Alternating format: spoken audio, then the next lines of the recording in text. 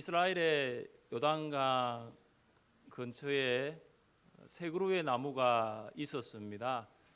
이 세 그루의 나무는 제각기 각각 다른 소망을 가지고 있었습니다. 첫 번째 나무는 하나님의 성전을 건축할 아름다운 목재가 되는 것이 소망이었습니다. 두 번째 나무는 큰 배가 되어서 선지자들을 태우고 온 세상에 가서 말씀을 전하는 것이 소망이었습니다. 세 번째 나무는 요단강 경사면에 남아서 사람들이 와서 쉬고 가고 또 하나님의 안식을 사람들에게 흘러보내는 축복의 통로가 되는 것이 세 번째 나무의 소망이었습니다. 얼마 후 성전이 되고자 했던 나무는 베들레헴으로 가서 짐승들의 먹이통인 구유가 되었습니다. 두 번째 나무는 큰 배가 되고 싶었지만 갈릴리 호숫가에 띄어지는 조각배가 되어 비린내 나는 생선을 싣게 되었습니다. 그 자리를 지키며 사람들에게 안식을 주고 싶었던 세 번째 나무는 죄인들을 매달아 죽이는 십자가가 되었습니다.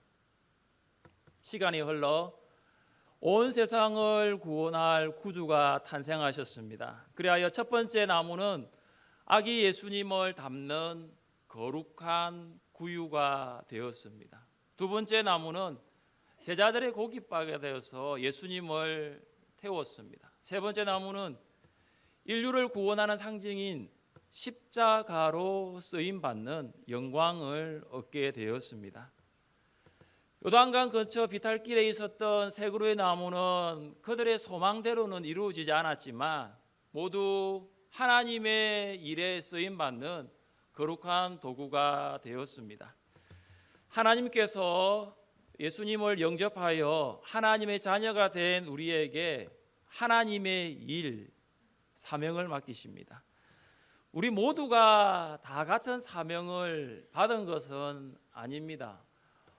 어떤 성도는 기도의 사명을, 또 어떤 성도는 찬양의 사명을, 또 어떤 성도는 전도의 사명을, 또 어떤 성도는 봉사와 구제의 사명을, 또 어떤 성도는 가르치는 사명을 제각기 받았습니다. 그러나 우리가 받은 사명은 다 다르지만 목적은 동일한 것입니다. 목적은 하나님의 이름을 높이는 것이고 하나님께 영광을 돌리는 것인 줄 믿습니다. 여호수아의 일생을 보면 그가 두 가지의 사명을 받았다는 것을 볼 수가 있습니다. 첫 번째 사명은 여러분이 잘 알고 있습니다.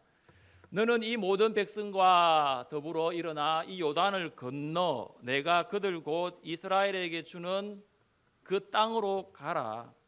이것이 여호수아가 받은 첫 번째 사명이었습니다. 이스라엘 백성과 함께 여호수아 너는 요단강을 건너서 가나안 정복해라라는 것입니다. 여호수아는 이 첫 번째 사명에 따라서 요단강을 건너 여리고성, 아이성을 공격하고 또 가나안 지역 중에 중부 지역의 주도권을 차지했습니다. 중부 지역을 빼앗기니 가나안의 허리를 빼앗기니 남부 지역과 북부 지역에서는 이스라엘과 전쟁을 할 수밖에 없었던 것입니다. 시간이 흐를수록 전쟁의 규모와 전쟁의 강도는 더 커져만 갔습니다.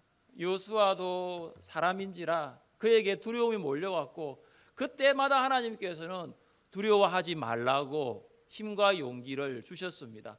비록 남부연합군과 북부연합군의 군대의 규모가 상당하고 그들이 가진 무기가 엄청났지만 여호수아는 하나님이 주시는 능력으로 가나안 땅을 정복할 수 있게 되었습니다. 가나안 전쟁이 끝났습니다. 돌이켜보면 여호수아가 치밀한 전략과 계획을 세워서 이긴 전쟁이 아니라 하나님께서 여호수아를 인도하시고 승리하게 하셨다는 것을 볼 수가 있습니다. 그래서 하나님께서 하신 전쟁입니다. 하나님께서 전략도 짜고 전술도 여호수아에게 알려주었을 때 여호수아는 그대로 순종했을 뿐입니다. 가나안 전쟁이 끝난 후 어느새 보니 여호수아가 나이가 많았습니다.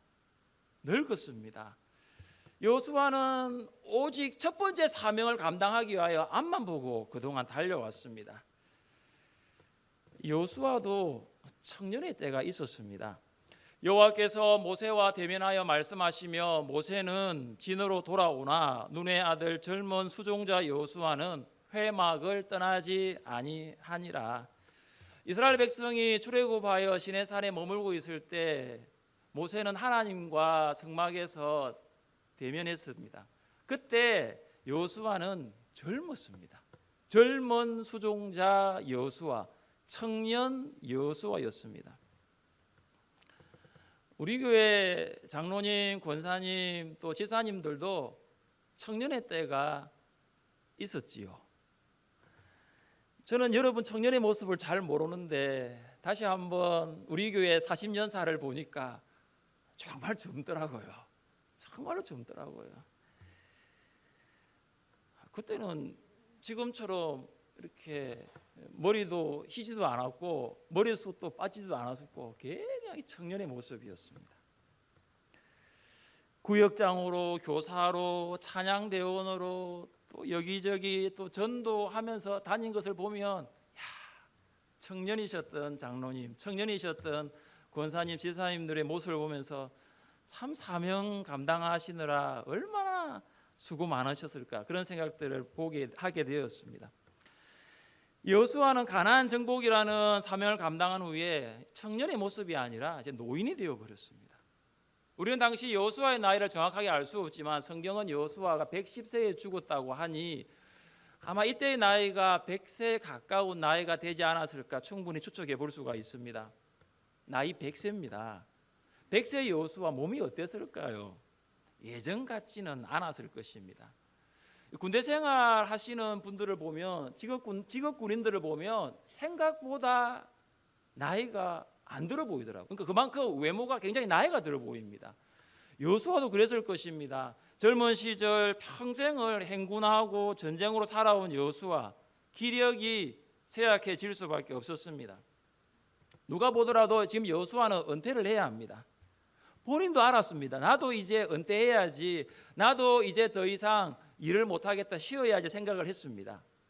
함께 1절 말씀을 읽어보겠습니다. 1절입니다. 여호수아가 나이가 많아 늙음에 여호와께서 그에게 이르시되 너는 나이가 많아 늙었고 얻을 땅이 매우 많이 남아 있도다. 하나님도 여호수아에게 말씀하시죠. 너 나이가 많다. 너 지금 많이 늙었다. 현재 여호수아의 상태를 정확하게 알고 계십니다. 하나님께서는 알고 계신 거예요. 나이가 들면 몸이 옛날 같지 않다고들 하십니다. 어떤 성도님은 작년 여름하고 올해 여름이 다르다고도 하시고, 어떤 성도님은 아침의 몸과 저녁의 몸이 다르다고 하시니 이게 세월이 지나가는 거 정말 거스를 수 없어요. 그 사람은 쇠약해질 수밖에 없다는 것이 자연의 이치인 것 같습니다. 여호수아를 잘 알고 계신 하나님, 지금 여호수아에게 무엇을 말씀하십니까? 너는 나이가 많아 늙었고, 여기까지만 이야기하면 되거든요. 그런데 얻을 땅이 매우 많이 남아 있도다. 우리 같으면 여호수아, 너 이제 나이 많았으니까, 너 젊었을 때 일 많이 했으니까 이제 은퇴하고 쉬어라고 말을 해야 되는데, 하나님께서는 은퇴 이야기를 하지 않고 땅 이야기를 하고 있는 거죠. 아직 여호수아야 남아있는 땅이 많다라는 거예요. 이스라엘이 가나안을 정복했지만 아직 더 정복해야 할 땅이 많다라는 것입니다. 아직 정복되지 않고 남아있는 땅의 목록이 2절부터 6절 상반절까지 기록되어 있습니다. 아마 남아있는 땅은 가나안 전쟁에서 크게 피해를 입지 않는 지역일 수도 있고, 피해를 입었지만 완전하게 정복되지 않는 지역일 수도 있겠습니다. 남아있는 땅을 보시면 남쪽 가나안 남쪽이 있고, 또 가나안에서 보면 지중해 연안이 있고 가나안 북쪽이 있습니다. 그래서 3절에는 가나안 남쪽이에요. 블레셋 지역의 가사, 아스돗, 아스클론, 가드, 에그론, 이 가나안 남쪽이에요. 우리나라로 이야기하면 제주도까지 보면 됩니다. 제일 남단, 제주도 마라도까지 가나안 남쪽이에요. 그리고 보시면 4절에 보시면 시돈 사람에게 속한 모아라는 페니키아 지역은 지중해 연안이에요. 오늘날 말하면 뭐 강화도라든지 서해를 보시면 되는 거죠. 5절 하반절에서는 보시면 헤르몬 산 아래 바알갓에서부터 하맛에 들어가는 곳까지 레바논에서부터 미스로보 마인까지 산지 가나안 최북단이에요. 지금 우리나라가 이제 이렇게 중간으로 나뉘어졌으니까 뭐 파주, 연천까지 보시면 되고 전체를 보시면 저 위쪽까지 백두산까지 보시면 되는 거죠. 그런 경계선을 지금 이야기를 하고 있는 거죠. 그러면서 여호수아에게 여호수아야 아직 이스라엘 백성이 얻어야 할 땅이 이렇게도 많다라는 것입니다. 여호수아의 나이와 몸의 상태를 누구보다도 잘 알고 계신 하나님께서는 여호수아에게 이제 사명을 주십니다. 6절 하반절입니다. 너는 내가 명령한 대로 그 땅을 이스라엘에게 분배하여 기업이 되게 하되, 하나님께서 여호수아에게 가나안 땅을 이스라엘에게 분배하여 기업이 되게 하라는 사명을 주셨습니다. 이제 나이 많아 거의 죽음을 눈앞에 둔 여호수아에게 아직도 감당해야 할 사명이 있다는 것입니다. 광야 생활과 가나안 전쟁으로 한평생을 보낸 여호수아에게 사명은 여전히 남아 있었습니다. 그것은 이스라엘의 지파들에게 땅을 분배하라는 것입니다. 여호수아의 첫 번째 사명은 가나안 정복이었다면 두 번째 사명은 가나안 땅 분배였습니다. 여호수아가 첫 번째 사명을 감당했을 때는 나이가 젊었습니다. 그러나 이제 두 번째 사명을 감당할 때는 넓고 나이가 많았습니다. 죽을 날이 얼마 남지 않았다고 볼 수 있는 것이죠. 사랑하는 여러분, 하나님께서 오늘도 우리를 불러가지 않고 호흡하게 하신 이유가 무엇일까요? 어젯밤에 하나님 우리를 불러가실 수도 있었을 텐데 오늘 하나님 앞에 예배의 자리로 오게 되고 오늘도 우리에게 생명을 더 연장시켜 주신 이유가 있습니다. 그 이유가 무엇일까요? 아직 사명이 남아있기 때문입니다. 아프리카의 선교사 리빙스톤은 이런 말을 했습니다. 사람은 자기 사명이 끝날 때까지는 결코 죽지 않습니다. 사람은 자기 사명이 끝날 때까지는 결코 죽지 않습니다. 사명자는 사명을 다할 때까지 하나님께서 불러가지 않는 줄 믿습니다. 하나님께서 우리 코에 숨이 떨어질 때까지, 우리의 심장의 맥박이 멈출 때까지는 사명 다 하도록 하시는 것입니다. 하나님께서는 그 사명을 감당하기 위하여 우리를 지키시고 보호하시고 인도하시는 줄 믿습니다.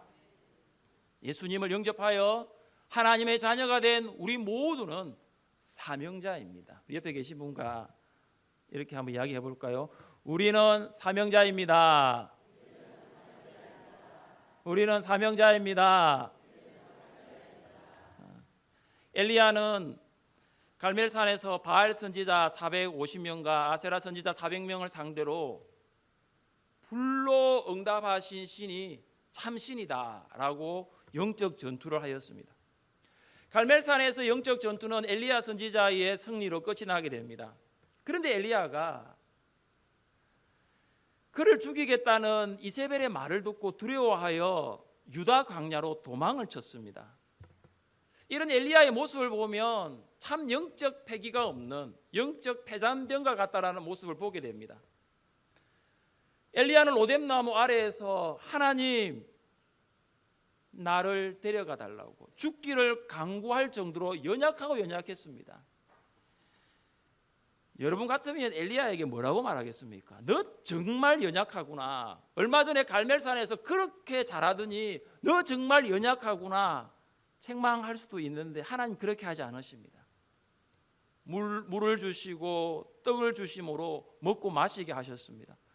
지친 육신을 회복하게 하십니다. 힘을 공급해 주십니다. 그리고 몸이 회복된 후에 하나님께서는 엘리야를 호렙산으로 인도하여 아주 세미한 음성으로 하나님의 임재를 보여주십니다.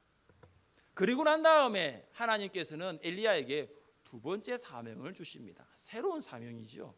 같이 한번 읽어볼까요? 여호와께서 그에게 이르시되 너는 내 길에서 돌이켜 광야를 통하여 다메섹에 가서 이르거든 하사엘에게 기름을 부어 아람의 왕이 되게 하고 너는 또 님시의 아들 예후에게 기름을 부어 이스라엘의 왕이 되게 하고 또 아벨 홀라 사밧의 아들 엘리사에게 기름을 부어 너를 대신하여 선지자가 되게 하라. 엘리야는 갈멜산의 영적인 전투가 나의 모든 사명이라고 생각을 했는데 하나님께서는 그에게 두 번째 사명을 주십니다. 하사엘을 아람 왕으로, 예후를 이스라엘 왕으로, 그리고 엘리사를 세워 너 뒤를 잇는 선지자가 되게 하라는 것이죠. 하나님께서는 로뎀나무 아래에서 죽기를 간구했던 엘리야를 육체적으로 영적으로 회복시키시고 새로운 사명을 주신 것입니다. 사명을 감당하지 않고 쉬고 계신 분들을 보면 이유가 몇 가지가 있더라고요. 한 세 가지 이유가 있더라고요. 첫 번째는 뭐냐 하면은 몸이 아파서, 이제 힘들어서 기도도 못하고 전도도 못하고 주방에 봉사도 못하고 이제는 힘들다는, 몸이 옛날 같지 않다는 거. 두 번째는 뭐냐 하면 영적으로 침체에 빠졌기 때문에 기도 생활도 못하죠, 말씀 생활도 못하죠, 공급하심이 없으니까 이제는 사명 감당할 수 없다라는 거죠. 세 번째가 뭐냐 하면 봉사하다가 사명 감당하다가 상처받아가지고, 사람의 말에 상처받아가지고 이제는 예배만 드리겠다는 거죠. 이제는 어떤 봉사가 들어와도 어떠한 사명을 주시더라도 나는 쉬겠다라는 거죠. 나는 그냥 예배만 드리겠다는 거예요. 혹시 여러분은 육체적으로 영적으로 지쳐 있어 사명을 감당하지 못하고 있는 것은 아닙니까? 청년의 때나 젊을 때는 사명을 잘 감당했는데 사람으로부터 상처받아 사명을 내려놓고 있지는 않습니까? 엘리야의 모습을 보면서 하나님께서 혹시나 사명을 받았는데 쉬고 있는 성도들이 있다면 하나님께서 공급하시고 하나님께서 임재하심으로 그들의 영적인 부분과 육체적인 부분이 회복되고 다시 한번 하나님의 일을 감당하는 사명자로 일어날 수 있기를 주님의 이름으로 축복합니다. 현대인들의 특징 가운데 하나가 바쁨이에요. 우리도 그 바쁨에는 예외가 없습니다. 새벽부터 밤늦게까지 정말 바쁘게 살아갑니다. 주중에도 바쁘고 주일에도 바빠요. 주일에 왜 바쁘나 보니까 경조사 때문에 바쁘더라고요. 그러니까 다들 하시는 말씀이 목사님 그래서 온전한 주일 성수가 힘들어요 그러더라고요. 온전한 주일 성수가 힘들어요. 대부분 현대인들이 바쁜데 그리스도인들도 예외가 아닙니다. 그런데 주일 성수조차도 힘들고 어려운 상황인데 교회에서 봉사하는 성도들을 제가 볼 때마다 고마운 마음이 있습니다. 참 감사한 마음이 있어요. 최근 몇 주 동안 교사, 찬양대, 찬양팀, 안내부, 방송팀으로 봉사하겠다라고 말씀하시고 주부에 싣고 임명했습니다. 물론 연초에 봉사하는 것도 쉽지 않지만 이 연중에 봉사를 하겠다는 것은 더더욱 쉽지 않았을 것입니다. 그런데 하나님께서 사명 주시고 영적인 부담감 주셔서 내가 이 일을 하면 안 되겠다라는 그 마음을 가졌기 때문에 봉사의 자리에 있는 줄 믿습니다. 하나님께서 사명을 감당하는 모든 성도들에게 하늘의 신령한 양식과 땅에 기름진 것으로 복 주시기를 주님의 이름으로 축복합니다. 우리가 성경을 보면 여호수아가 살아있는 동안에 남쪽의 블레셋 지역, 지중해 연안, 북쪽의 레바논을 포함한 이 산악 지역이 정복되지 못했다라는 것을 알 수가 있습니다. 여호수아 성경 다음에 사사기를 보면 사사 시대에 전쟁을 하고 있거든요. 아직 정복이 안 됐습니다. 그러나 시간이 흘러 다윗 시대에 보면 블레셋과 두로와 시돈이 정복을 하게 되고 솔로몬 왕 때 가면은 레바논까지 정복을 하게 됩니다. 하나님께서는 여호수아가 살아있는 동안에 그 일을 다 이루지 못하실 것을 아시면서도 왜 여호수아에게 이스라엘의 땅을 가나안 땅을 이스라엘 지파들에게 분배하라고 두 번째 사명을 주셨을까요? 6절 하반절 다시 한번 더 읽어보겠습니다. 앞에 화면을 보십시오. 너는 내가 명령한 대로 그 땅을 이스라엘에게 분배하여 기업이 되게 하되, 개역 개정 성경에 보면 너는 이라는 단어 앞에 오직이라는 말이 생략되어 있습니다. 히브리 오직이라는 말이 생략되어 있습니다. 이 오직이라는 히브리 말의 의미가 뭐냐면 서로 역할에서 오는 차이를 말할 때 사용합니다. 그러니까 다른 사람의 일은 그대로 될 것이라고 믿고 본인의 일을 충실하게 하라고 이야기할 때 오직이라고 쓰는 것이죠.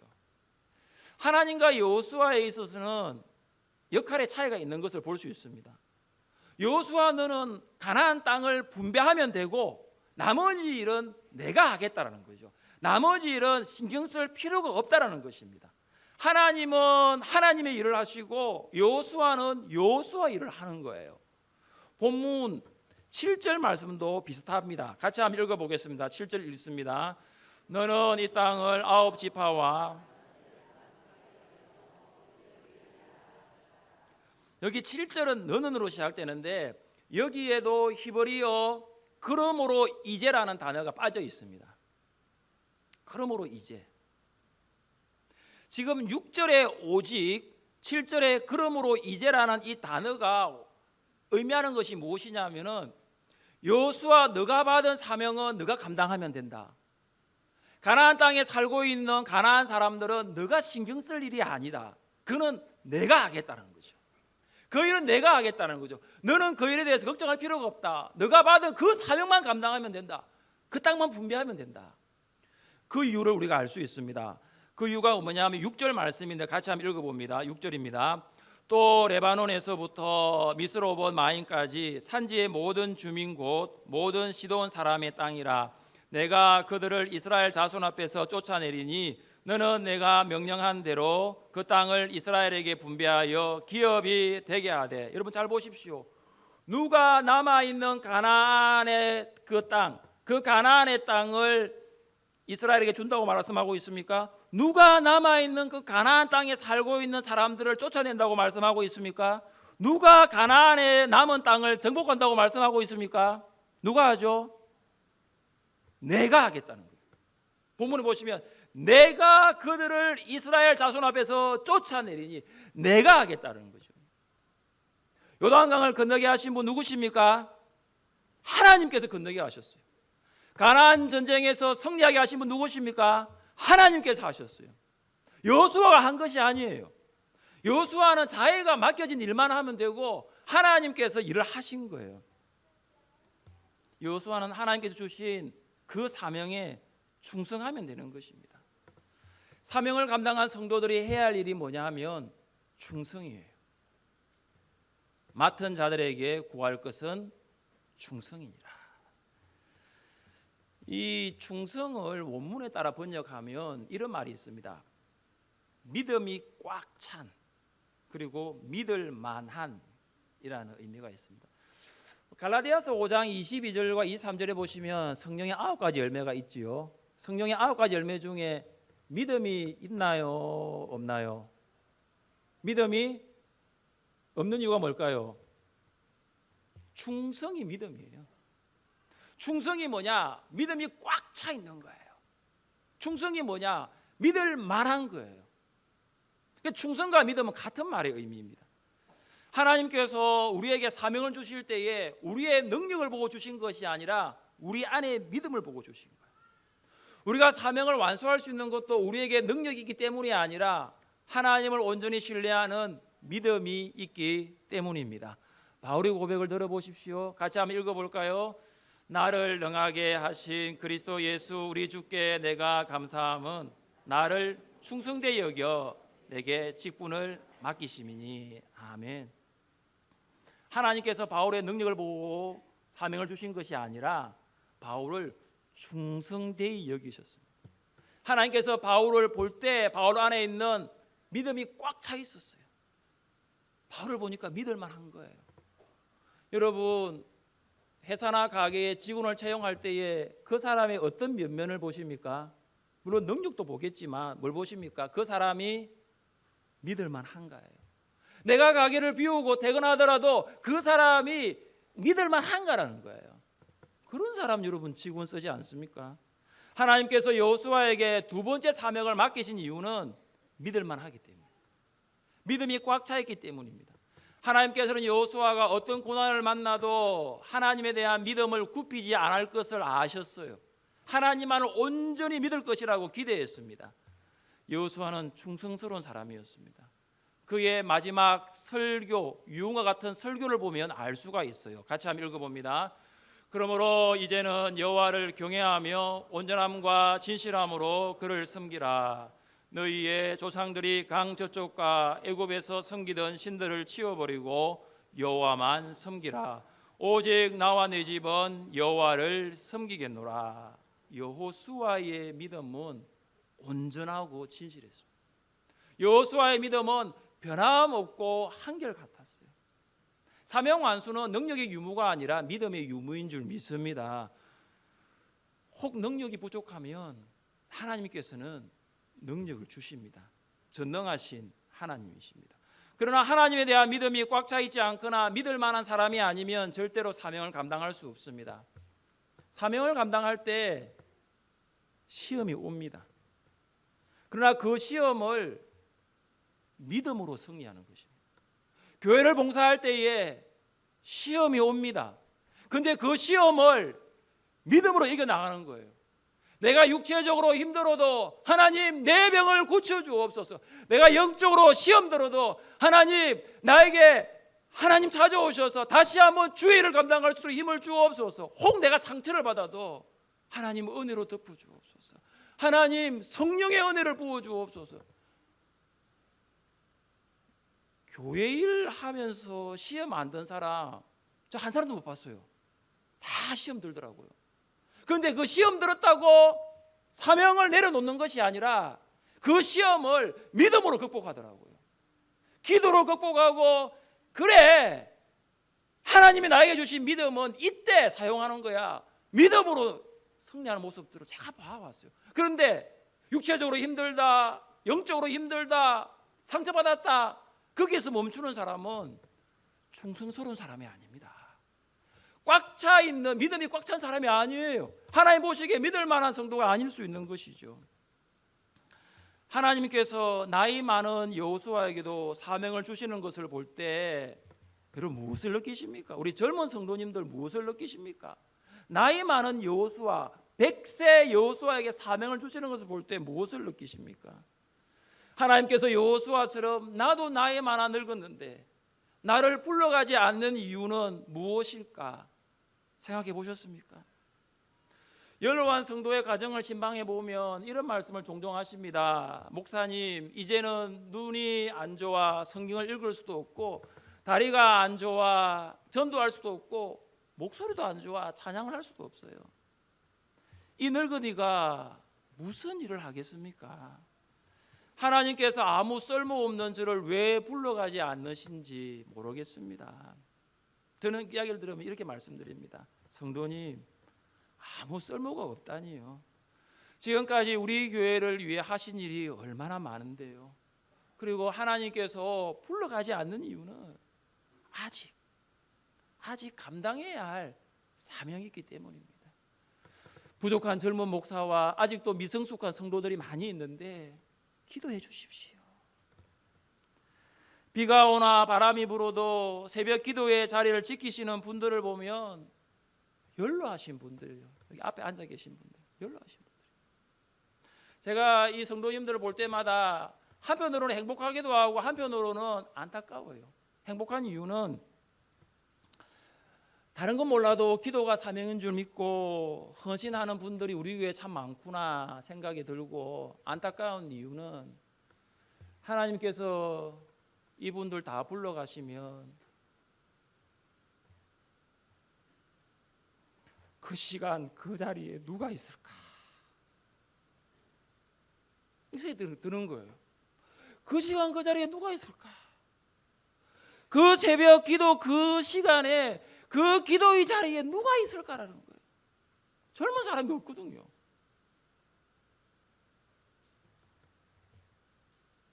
중직자라고 하고 피택받았다고도 하고, 이제는 내일이면 주일학교 아이들을 가르쳐야 되는 교사들도 보이지 않아요. 피택받은 사람이 그렇게도 많은데, 우리 교회 중직자가 그렇게도 많은데 어떻게 일주일에 한 번도 그 기도의 자리에 안 오는 거예요. 목자만 해도 42명이고 목련만 해도 그렇게 숫자가 많은데 기도의 자리에 안 오는 거예요. 내가 내일이면 내가 이곳에서 성도들을 내가 대표해서 기도해야 되는데, 기도해야 되는 안수 집사고 기도해야 되는 장로인데도 기도의 자리를 안 지키는 거예요. 그래서 안타까워요. 하나님, 이분들 다 불러가시면 누가 기도합니까? 사랑하는 여러분, 청년 여호수아가 사명을 가졌어요. 사명 가졌어요. 그는 한평생 그 사명 감당하기 위하여 충성하였습니다. 혹시 우리도 사명을 받았는데 시간이 없어 바쁘다, 환경이 어렵다고 핑계만 말하고 있고 사명의 자리에서 머무르지 않고 있지는 않습니까? 지금 연로하신 성도님들이 말씀이 그래요. 목사님, 시간이 참 빨리 지나가요. 저도 30대 50대가 있었는데 벌써 70이고 이제 80이고 이제는 살아온 날보다 이제는 남은 날이 얼마 남지 않았습니다. 주님 부르시면 오늘 밤에라도 가야 되는데 그 이야기를 들어보면 시간이 정말 빨리 지나가요. 우리 여기 30, 40대 50대 성도님 한번 보십시오. 얼마나 시간이 빨리 지나가면 금방 지나갑니다. 더 늦기 전에 하나님께서 여러분에게 맡겨주신 사명이 무엇인지, 또 그 사명이 있다면 그 사명을 충성스럽게 감당하시는 여러분 되시기를 주님의 이름으로 축복합니다. 우리 자리에 일어나